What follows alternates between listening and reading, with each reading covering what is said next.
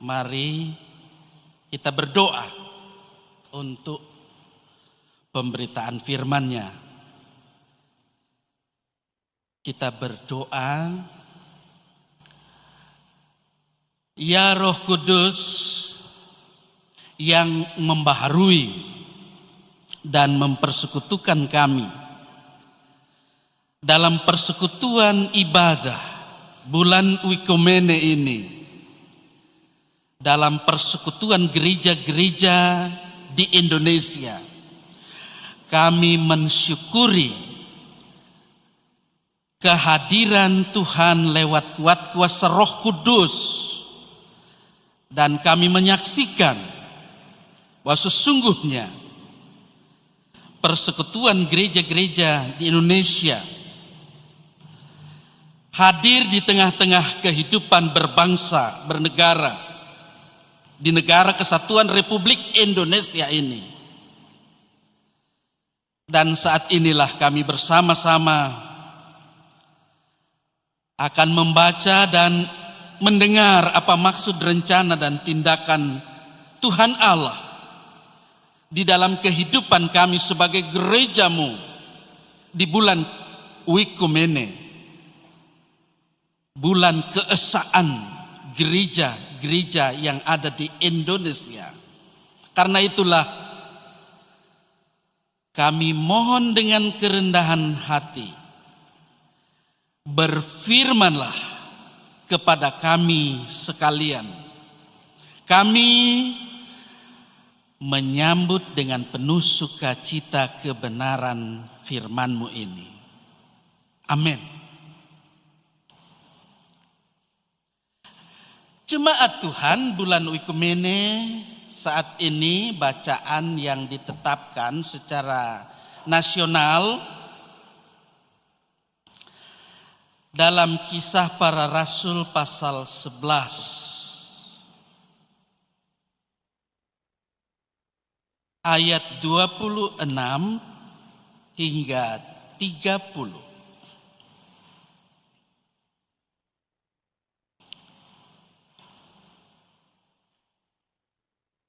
Sekali lagi, Kisah Para Rasul pasal 11 ayat 26 hingga ayat 30. Baiklah, saya akan membaca firman Tuhan ini. Saya mengajak kita sekalian untuk berkonsentrasi menerima kebenaran firman Tuhan ini yang berkata, mereka tinggal bersama-sama dengan jemaat itu 1 tahun lamanya sambil mengajar banyak orang. Di Antiokialah murid-murid itu untuk pertama kalinya disebut Kristen. Pada waktu itu datanglah beberapa nabi dari Yerusalem ke Antiokia. Seorang dari mereka yang bernama Agabus bangkit dan oleh kuasa Roh ia mengatakan bahwa seluruh dunia akan ditimpa bahaya kelaparan yang besar. Hal itu terjadi juga pada zaman Claudius. Lalu murid-murid memutuskan untuk mengumpulkan suatu sumbangan sesuai dengan kemampuan mereka masing-masing dan mengirimkannya kepada saudara-saudara yang diam di Yudea. Hal itu mereka lakukan juga, dan mereka mengirimkannya kepada penatua-penatua dengan perantaraan Barnabas dan Saulus. Itulah bagian firman-Nya. Mari respon dengan kidung keesaan. 1, 117 kami mau mendengarkan.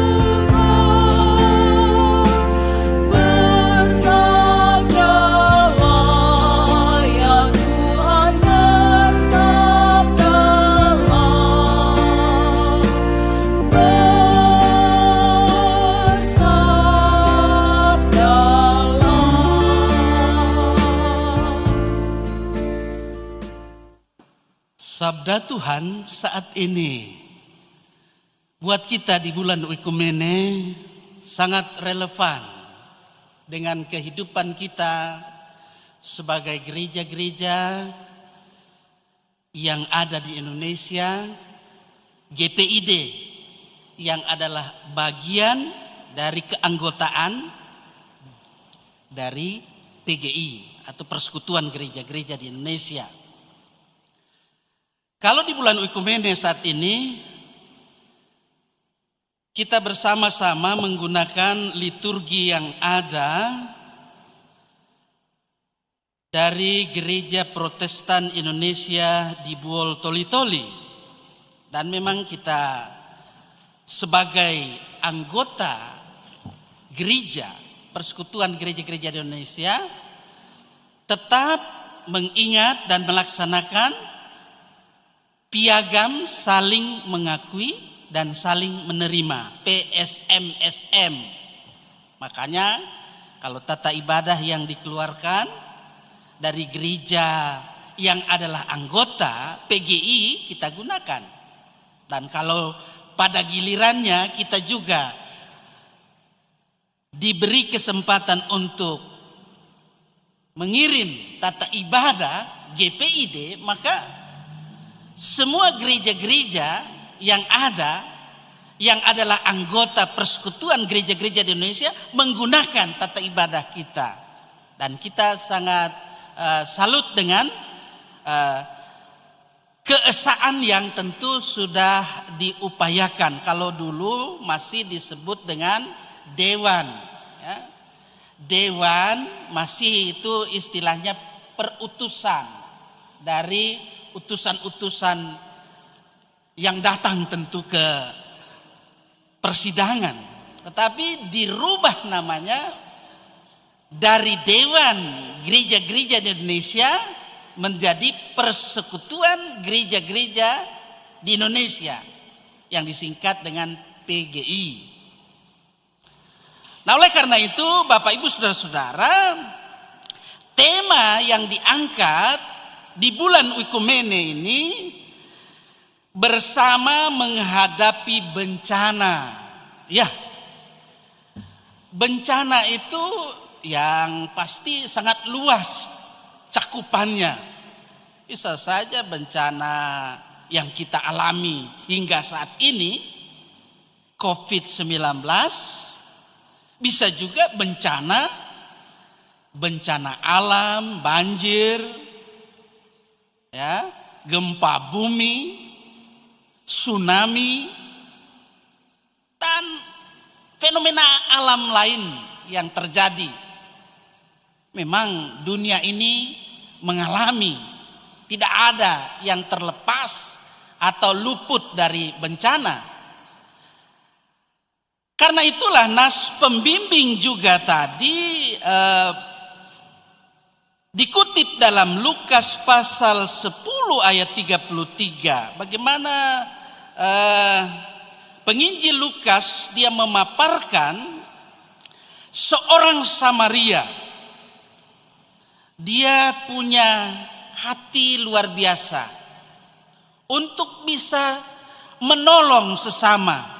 Ya.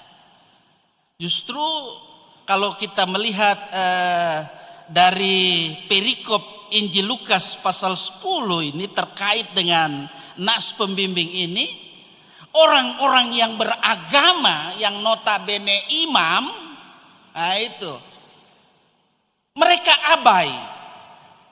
Tetapi justru orang Samaria yang dicap pada waktu zaman di mana penginjil Lukas menyampaikan berita ini, mereka itu adalah orang-orang yang disebut sebagai tidak beriman. Tetapi justru mereka itu menunjukkan sikap yang luar biasa. Sehingga dikatakan ketika ia melihat orang yang dirampok itu ya, yang sudah sekarat, tergeraklah hatinya oleh belas kasihan. Dia menolong. Kemudian orang itu diangkat, dinaikkan di atas keledai, lalu dibawa ke tempat di mana orang-orang bisa dirawat. Kemudian dikatakan, kalau sekarang kan boleh dikatakan puskesmas atau rumah sakit. Malah dia bilang kalau kurang anggarannya, kasih tahu kemari, dia akan berikan anggarannya. Luar biasa. Orang Samaria yang dicap orang tidak beriman, justru dia yang tergerak hatinya. Saudara-saudara yang saya kasih dalam kasih Tuhan, dengan bersama-sama kita mengingat rayakan dalam bulan Oikumene, di mana persekutuan gereja-gereja di Indonesia lahir pada bulan Mei, tepatnya itu tanggal 25, hari Pentakosta. Disitulah PGI hadir. Ada di tengah-tengah negara kesatuan Republik Indonesia. Nah, oleh karena itu juga kalau kita memperhatikan bagian perikop yang ada ini, sebagai gereja kita mensyukuri kasih Tuhan. Dan kita percaya bahwa Yesus Kristus kepala gereja sudah sedang dan akan terus menuntun kehidupan dan pelayanan kita untuk terus melaksanakan fungsi gereja dalam berkoinonia, marturia, diakonia. Apa yang sudah, sedang, dan akan kita kerjakan, semuanya ini adalah buah-buah dari pekerjaan Roh Kudus itu sendiri. Di tengah-tengah kehidupan keluarga kita, di tengah-tengah kehidupan gereja, masyarakat, bangsa dan negara. Sehingga perikop Kisah Para Rasul pasal 11, kalau kita baca tadi ayat 26 hingga ayat 30, sebetulnya ini menjadi satu kesatuan. Jangan dilepaskan dengan mulai ayat 19 sampai ayat 30 ketika kita mau memahami kebenaran firman ini. Di dalamnya menyaksikan jemaat bukan Yahudi yang pertama ketika Injil mulai tersebar. Hambatan besar dialami dan juga pengorbanan besar terjadi ketika seorang tokoh yang mengemuka, Stefanus, ia bersaksi tentang kebenaran Allah di dalam Yesus Kristus yang akhirnya dia tewas dilempar dengan batu. Sehingga penganiayaan yang hebat terhadap jemaat di Yerusalem mengakibatkan banyak orang yang melarikan diri di Yudea, Samaria, dan ada juga yang sampai ke Fenisia, kemudian Siprus dan Antioquia, seperti dalam bacaan tadi. Di Antioquia lah murid-murid disebut untuk pertama kali Kristen.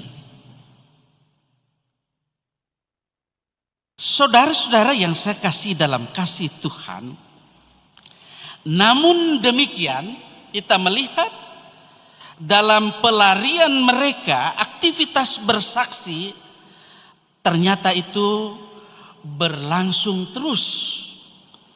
Dan Injil Yesus Kristus tersebar terus di berbagai tempat. Di mana mereka berada di situ, mereka bersaksi, mereka memberitakan Injil, sehingga sejumlah orang menjadi percaya. Dalam kaitan dengan ini, ternyata hambatan yang berat sekalipun dan ancaman maut sekalipun tidak menyurutkan semangat menginjil orang-orang percaya waktu itu. Ini sangat menakjubkan. Kalau sekarang ya orang kelihatannya sudah mulai suam-suam kuku. Ya. Jujur kita harus akui.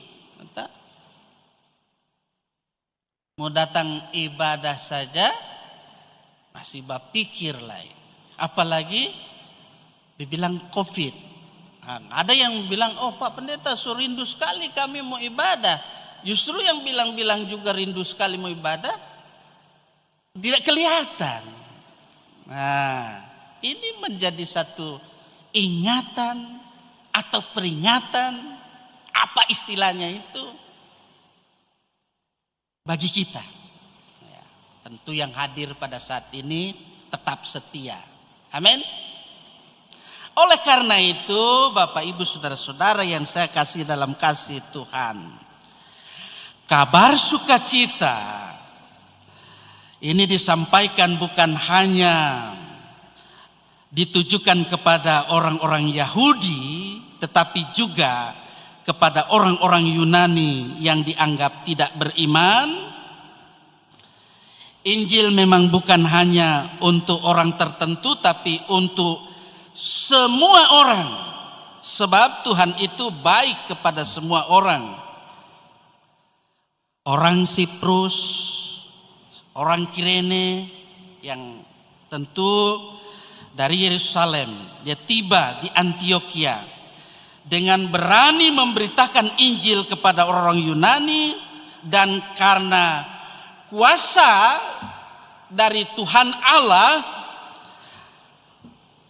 lewat Roh Kudusnya, banyak orang menjadi percaya.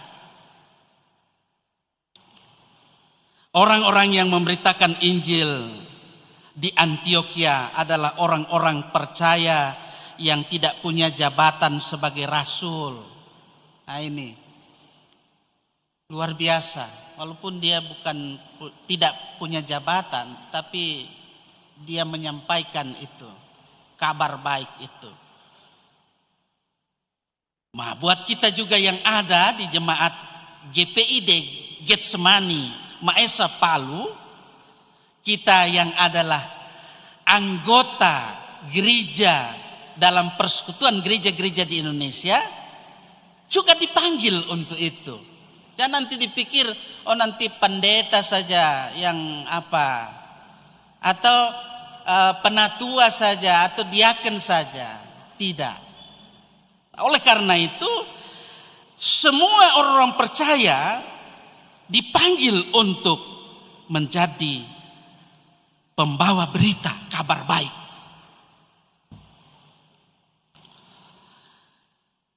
Tentu dalam kehidupan ini ketika kita memperhatikan Injil diberitakan di Antiokhia, mereka memahami bahwa panggilan untuk bersaksi adalah tugas semua orang percaya.